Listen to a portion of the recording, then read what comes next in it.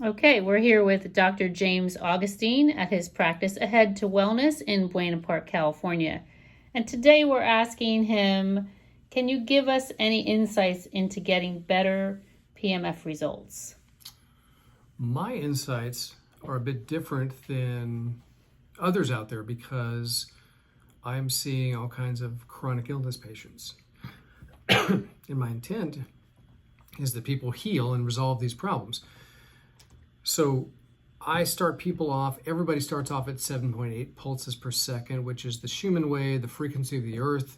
It's just such a good sort of starting point with everybody.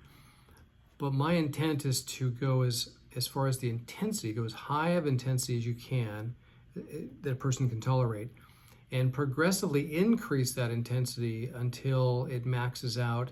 And then we start dropping the pulses from 7.8, and our goal is to get a person down to 5 pulses per second.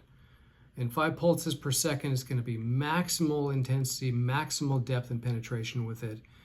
And by the time a person gets there, so many problems have just healed and resolved and gone away. Love it. Thank you.